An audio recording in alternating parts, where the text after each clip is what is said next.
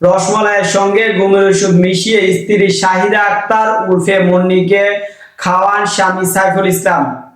ওষুধ মেশানো মিষ্টি খেয়ে শাহিদা অচেতন হয়ে পড়লে সাইফুল তাকে প্রথমে ধারালো ছুরি দিয়ে গলা কেটে হত্যা করেন।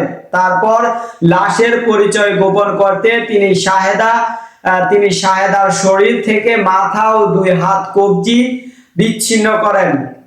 গত মঙ্গলবার ঢাকার শাহবাগ এলাকা থেকে সাইফুল ইসলামকে গ্রেফতার করে পুলিশ।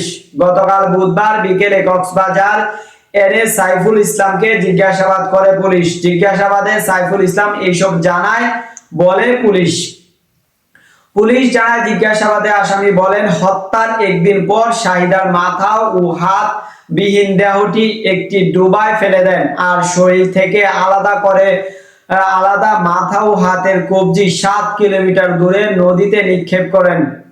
এরপর আত্মগোপনে চলে যান সাইফুল। 11 এপ্রিল বিকেলে কক্সবাজার শহরতলির জানারগোনা এলাকায় একটি ডোবা থেকে তার মাথা ও 2 হাতের কবজিবিহীন অবস্থায় শাহিদার লাশ উদ্ধার করে পুলিশ।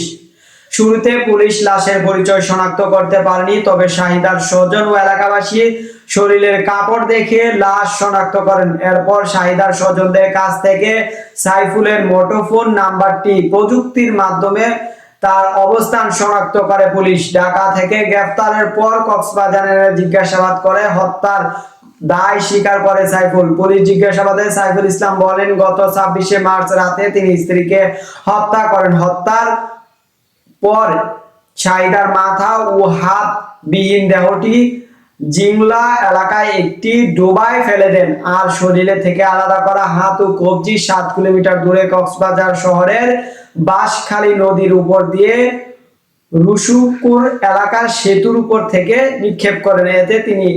এরপর তিনি আত্মগোপনে চলে যান।